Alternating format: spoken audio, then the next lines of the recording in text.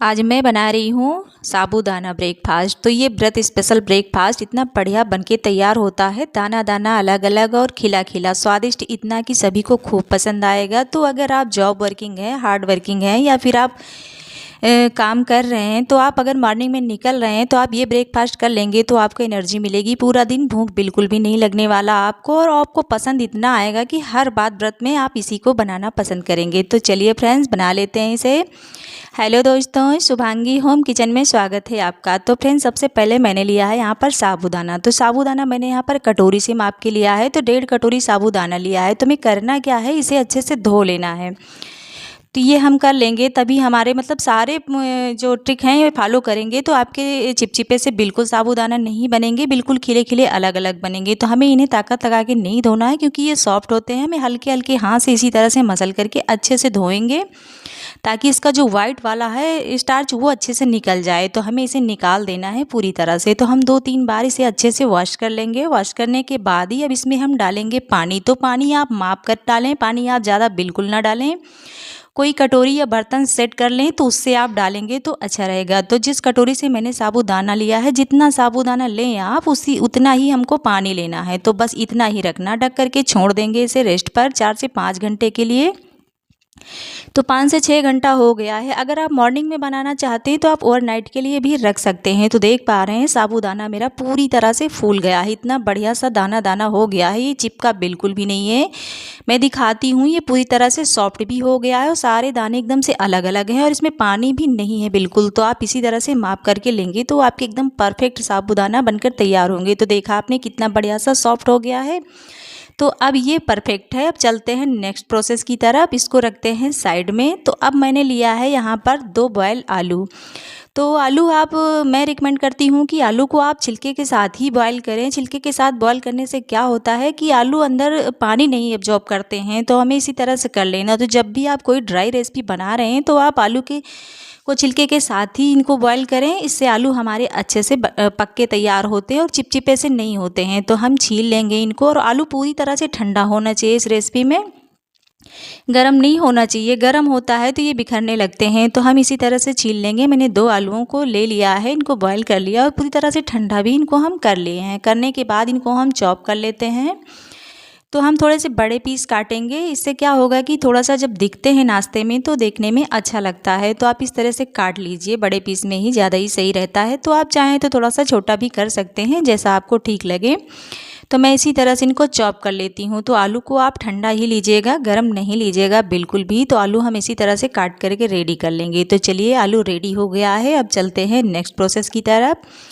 तो अब हम सबसे पहले गैस पर पैन चढ़ाएंगे और डालेंगे इसमें घी। तो मैंने यहाँ पर 2 चम्मच घी डाला है। घी जैसे ही मेल्ट होगा हम इसमें डालेंगे पीनट्स। तो पीनट्स को हम इनको फ्राई करने वाले हैं। तो इनको हम लो फ्लेम पर फ्राई करेंगे। इनको हम बहुत ज़्यादा मतलब डार्क नहीं करेंगे, इनको हल्का सा कलर आ जाए ऊपर, बस हल्का सा भुन जाए, हमें उतना ही भुनना है, बहुत ज़्यादा इनमें कलर नहीं लाना है।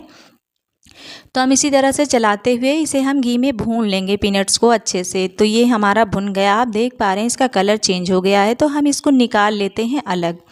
तो इसी तरह से हम निकाल करके इसे बाहर कर लेते हैं। बाहर करने के बाद ही अब जो हमने आलू काट के रखे हैं, बॉयल आलू हैं, तो उनको भी हम फ्राई कर लेंगे। उसमें एक अच्छा सा सुनहरा सा कलर लाने तक हम उसको भी इसी घी में हम फ्राई कर लेते हैं।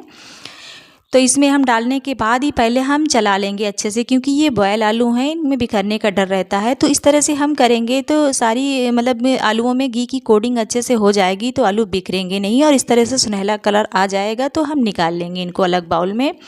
तो देखा कितना बढ़िया सा कलर आ गया है, इस तरह से हम निकाल लेंगे। आप इस तरह से बनाएंगे तो इतना बढ़िया ब्रेकफास्ट तैयार होगा कि आप सोचेंगे कि काश हम रोज़ ही हम व्रत रहें, या फिर व्रत रहेंगे तो आप एक बार खा लेंगे तो आपको भूख पूरा दिन नहीं लगने वाली और पूरा दिन आप काम कर सकते हैं एनर्जी के साथ। तो चलिए, ये फ्राई हो गया है, इसको हम निकाल करके रखते हैं बाहर।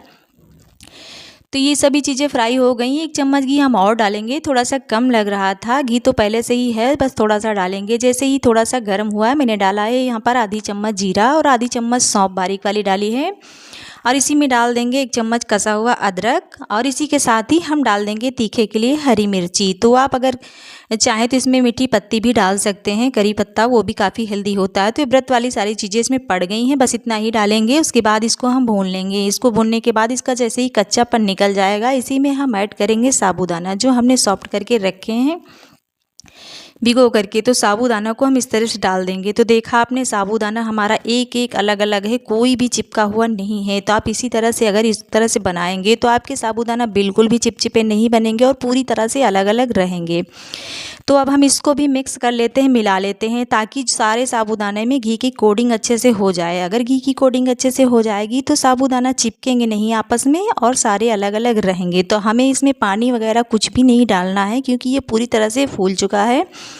बस हमें इसे इस तरह से मिक्स करते हुए मिला लेना है, साबूदाना में घी की कोटिंग अच्छे से हो जाए, बस उतना हमें करना है। करने के बाद ही हम क्या करेंगे, इसको हम ढक करके छोड़ देंगे एकदम बिल्कुल लो फ्लेम पर 5 मिनट के लिए।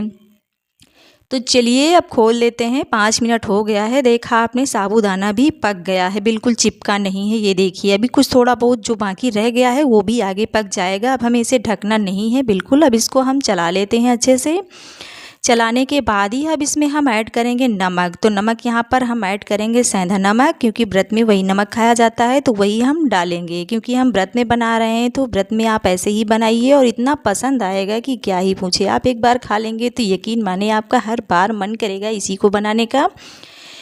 तो अब डाल दिया स्वाद अनुसार नमक। नमक डालने के बाद ही हम इसको मिक्स कर लेते हैं ताकि नमक पूरे में अच्छे से मिक्स हो जाए। और उसके बाद ही हम डालेंगे फ्राई की हुई मूंगफली। तो हमने यहाँ पर पीनट्स डाल दिए है और फ्राई किया हुआ आलू भी डाल देंगे। और इसी के साथ ही हम डालेंगे टमाटर। तो मैंने एक छोटा सा टमाटर उसके अंदर का पल्प निकाल करके ऊपर का वेस्ट काट करके छोटे छोटे टुकड़ों में डाला है। इसमें इसकी क्रंचीनेस ख़त्म नहीं होती है और खाने में भी ये बहुत ज़्यादा स्वादिष्ट लगता है। तो बस अब हम इसे मिक्स कर लेते हैं। इसको खोल करके ही हम 3 से 4 मिनट चलाते हुए लो फ्लेम पर पकाएंगे। इसको हम ढकेंगे बिल्कुल भी नहीं। तो देखा आपने कितना बढ़िया से ये पक के तैयार हो गया है।